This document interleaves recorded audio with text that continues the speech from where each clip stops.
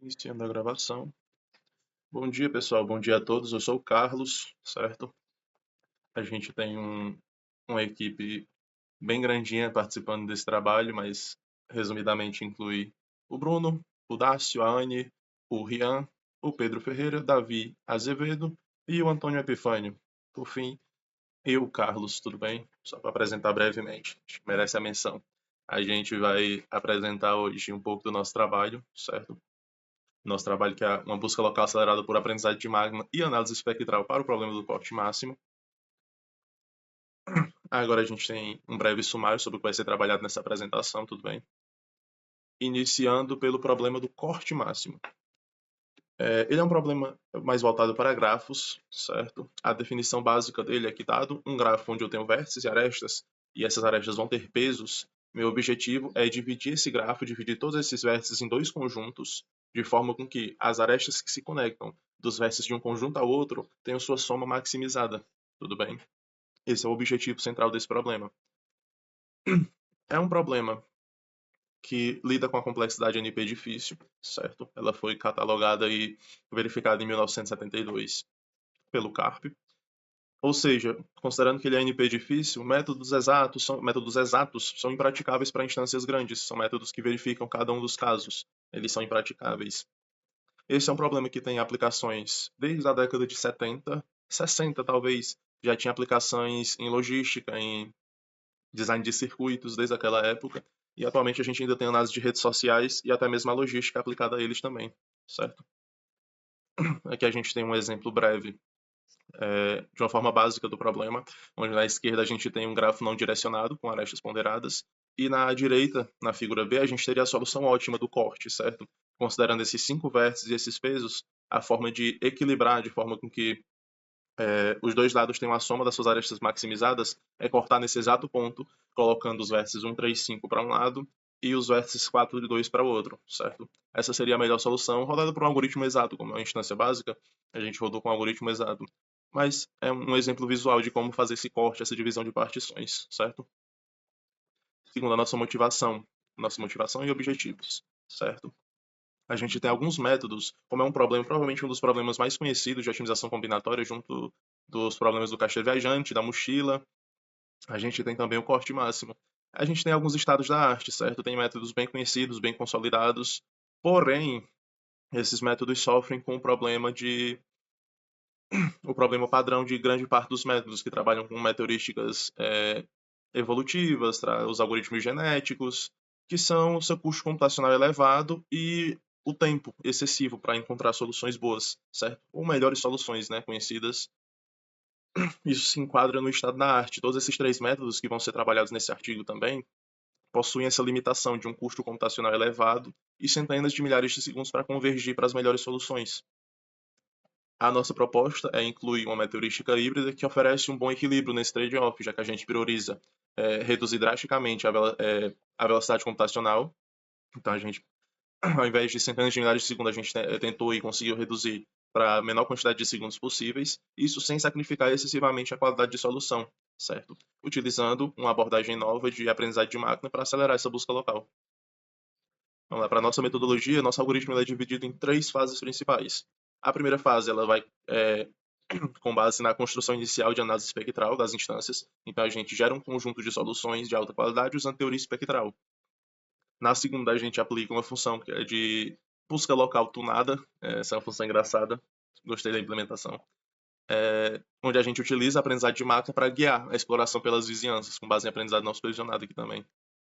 Por fim, a gente utiliza algumas estratégias especiais para casos difíceis, como uma estratégia de especialidade em pesos negativos, onde a gente combina as melhores soluções via Path Relinking e Ensemble Boost. Acho que posso seguir aqui. Vamos lá. Falando especificamente de cada uma das fases. Na nossa primeira fase, o nosso objetivo é gerar uma boa quantidade de soluções, certo? Como é que funciona? A gente calcula autovetores dominantes nas matrizes dos grafos, a gente tem a matriz de adjacência W e um Laplaciano finalizado também. Isso gera uma representação, um embebedamento das instâncias, certo? De cada vértice, onde a gente, nesse embebedamento, gera múltiplas soluções discretas para cada conjunto. A gente vai aplicando arredondamento, a gente utiliza hiperplanos aleatórios também. Tudo isso no limite de processamento para não chegar em complexidades quadráticas, certo? A gente quis evitar totalmente e se manter em complexidades lineares, porque à medida que a gente incluía uma complexidade quadrática ou cúbica, então a gente acabava gerando problema num quadro geral, porque mesmo melhorando um pouco as soluções, a gente acrescentava processamento demais. Esse era completamente fora do objetivo do trabalho, certo? No gargalo tradicional, ou seja, nas abordagens tradicionais, a busca padrão ela avalia o ganho para esse problema, considerando o movimento de cada vértice, certo? Então ela tem que verificar e reverificar cada vértice bem mais de uma vez. Ou seja, ela passa por um vértice, se aquele vértice ele for plausível levar ele para o conjunto para maximizar a soma, ela leva, só que ela tem que comparar com todos os outros vértices também.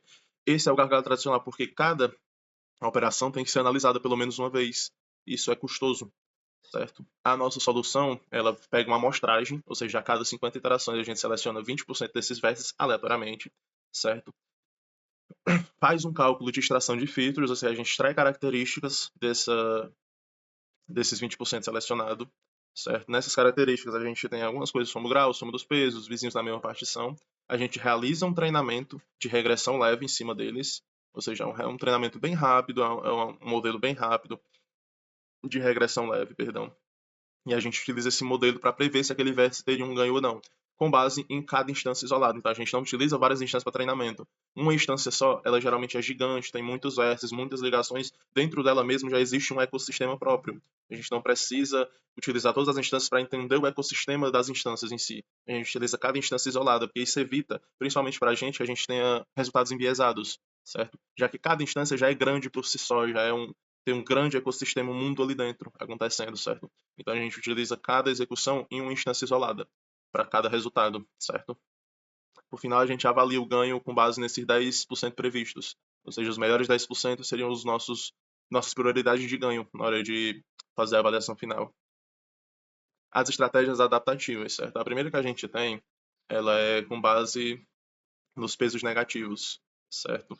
Então, esses pesos negativos, junto dos pesos positivos, acabavam gerando um conflito, porque pesos negativos é difícil de explicar para um contexto de aprendizagem de máquina, provavelmente, que principalmente para um problema como o nosso, certo? Que consiste em maximizar uma soma. Então, se você tem algo negativo ou zero, aquilo não vai contribuir em nada, tecnicamente, para essa soma, certo? Acontece que não é. Se você vai por um caminho, às vezes, de colocar um peso negativo para uma partição ou para outra, ele influencia no resto do quadrante geral e acaba contribuindo no futuro com uma melhor solução global do que uma melhor solução local, certo?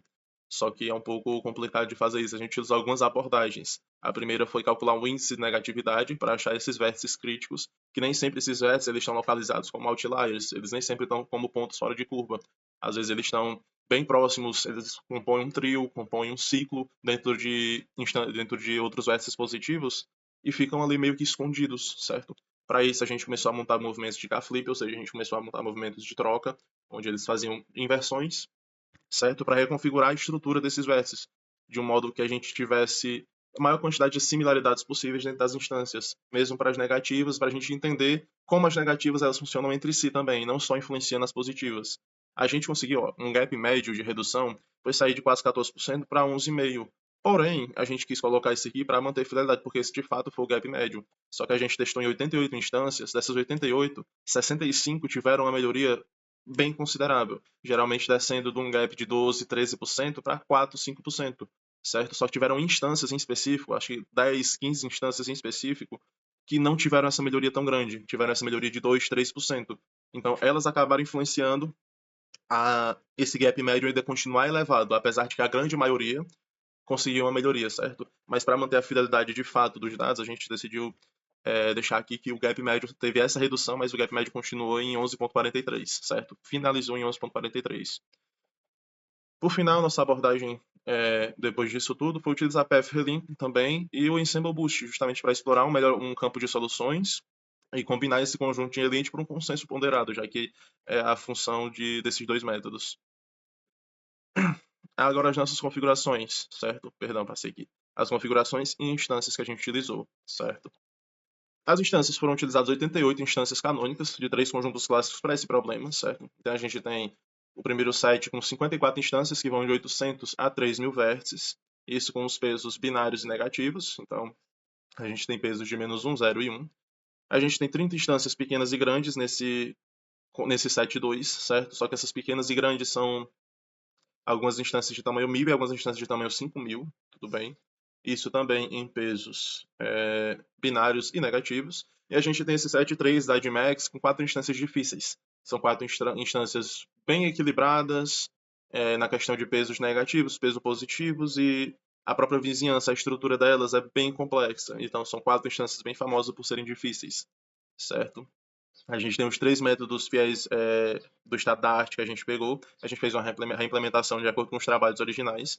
Então, cada um dos 3 métodos, o scatter search, o circuit e a busca local variável na vizinhança, junto com o path relinking, foi reimplementada, reexecutada com todos os parâmetros originais, só que a gente limitou a execução de cada instância a 24 horas. Então, só na execução deles aí pode contabilizar que foram 88 dias com essas execuções. Mas não foi para um trabalho específico, né? Só porque são reimplementações do estado da arte que é válido rodar nas nossas máquinas. Então, os resultados já ficam salvos para futuros trabalhos também. Então, a gente reimplementou e fez essa reexecução, certo? Limitando ao tempo de 24 horas. E a nossa abordagem não tinha um tempo limite, mas todas as nossas respostas, elas vieram do nosso método, né, proposto aqui de busca local com aceleração por aprendizado de máquina, elas vieram respondendo cada instância em menos de 2, 3 segundos. Então, a gente não teve nenhum caso onde uma instância demorou mais que 10 segundos para dar uma resposta, certo? Da sua resposta final. As nossas métricas são o gap percentual em relação ao melhor valor conhecido e a nossa eficiência computacional, em questão de segundos. Nosso ambiente é um processador Intel Core i5 com 16 GB de memória RAM, e as condições elas foram uniformes para todos os experimentos, tanto os 3 métodos da literatura quanto a nossa abordagem proposta. Sobre os nossos resultados, certo? A nossa contribuição central, ela serve como um ponto de operação no espectro de desempenho. Então, a gente, como era o objetivo, focou totalmente em melhorar o desempenho da execução, só que sem sacrificar tanta qualidade assim, certo? A questão de velocidade e eficiência computacional. No estado da arte, a gente tem essas centenas de dezenas de milhares de segundos necessários para a execução, e a nossa abordagem ela resolve todas as 88 instâncias em segundos, certo? Então a gente deu uma reduzida de horas e horas e horas em relação mesmo às instâncias grandes, certo? O custo dessa velocidade é um gap geral de 9%, 9,10%, certo? Nas 88 instâncias a gente tem esse gap de 9%. Para as instâncias positivas, o gap é menor. Para as instâncias positivas, a gente chegou num gap de 4,60. Ou seja, é um resultado realmente competitivo. O modelo com instâncias positivas, com vértices positivos no seu geral, consegue identificar padrões locais claros e faz essa busca local de forma mais eficiente. Já para instâncias com pesos negativos, a gente tem um certo fator mais desafiador. Daqui, fator mais desafiador. Onde a gente conseguiu um gap médio de 11,43, um gap final. Só que a gente tem essa paisagem de otimização, a gente tem esse campo de soluções mais complexo, dificultando os modelos de aprendizado de máquina, certo? Já que com algumas features, algumas características, quando a gente pega, por exemplo, como a soma dos pesos, soma das arestas, perdão, quando a gente pega essas somas, elas não são bem entendidas de forma clara com os pesos negativos. Porque se você pega uma soma e você tem pesos positivos, essa soma ela só aumenta. Se você tem pesos negativos, mesmo você fazendo uma soma e partindo de um peso igual a 1000, você pode chegar em um peso igual a -1000, fazendo essa soma com pesos negativos, entende? Então, mesmo lidando com alguns dos problemas, para o aprendizado de máquinas, isso ainda foi um fator bem limitante. A gente tem grafos com alta esparsos demais, certo? Ou regulares demais. Grafos muito similares, com vértices muito similares, localizações muito similares. Isso é um pouco difícil para os aprendizados de máquina, para os algoritmos, eles entenderem as diferenças entre eles, certo? A gente tem algumas instâncias, como a G10 e a G14, que passam muito por isso. Elas são muito uniformes, muito homogêneas. Elas dão menos sinais, menos pontos disparados para os modelos entenderem as diferenças e os pontos críticos, certo? E geralmente essas instâncias com mais esparsidade, elas também possuem valores negativos, mas nem sempre. A G10 ela possui valores negativos, vértices negativos, com pesos negativos, arestas no caso. Já a G14 não, ela não possui. E mesmo assim elas não foram tão fáceis, porque elas são muito uniformes. São instâncias com poucas disparidades, certo? A gente tem um breve resumo dos resultados, um gap de 4,6 para pesos positivos, 11,43 para pesos negativos, e os de alta regularidade tiveram resultados bons, tiveram gaps altos, com limite de 10%, mas também tiveram gaps muito baixos, de um limite de 1% até, certo? Só que é variável, não teve uma forma de descrever melhor isso. É extremamente variável. As instâncias elas dependem de pouquíssimas nuances para aumentarem demais o gap ou diminuírem demais, certo? Seguindo essa característica de um ML eficiente, uma paisagem complexa e um sinal fraco. Conclusão. A gente contribuiu com uma abordagem híbrida, certo? Uma abordagem híbrida de métodos espectrais e busca local acelerado para o aprendizado de máquina. Já é uma abordagem que não foi totalmente trabalhada ainda, já que os métodos de aprendizado de máquina eles são sim aplicados a problemas de otimização combinatória, porém na sua forma mais densa, geralmente com aprendizado profundo, o que não traz essa melhoria de desempenho esperada, certo? Aprendizado profundo ele é denso, ele é pesado para ser executado. Então, esse foco de buscar métodos que tragam mais velocidade, sacrificando um pouco de qualidade, ainda não são tão explorados. Então a gente traz essa contribuição para vocês, certo? A gente tem uma sinergia porque a gente utilizou modelos leves, então a gente tem uma boa sinergia para essa parte de exploração exaustiva utilizando regressão leve. Então é um modelo muito bom, é um modelo que se casou demais, teve bastante sinergia de fato com esse problema em específico. Pode não ser tão bom para todos os problemas de otimização combinatória, isso é inesperado que isso aconteça, mas é um modelo muito bom que funcionou bem para esse problema de agrupamento. Então a gente entende que para outros problemas de agrupamento isso possa acontecer também. Perdão. Isso possa acontecer também, certo? Nosso principal resultado, essa metodologia ela estabelece um novo ponto de operação entre qualidade e velocidade, certo? E a gente conseguiu soluções numa ordem de magnitude bem mais rápida que o estado da arte, essa é a nossa finalização, certo? Então, para aplicações geralmente em campos de realidade, em campos logísticos, onde a gente precisa de uma solução e que tem uma qualidade boa, mas que tenha uma velocidade e uma eficiência bem maior, a gente tem um método para isso, certo? Um método proposto. Obrigado. Se a gente tivesse em live aqui, então a gente conversaria um pouquinho, né, e tudo mais, mas obrigado pela atenção.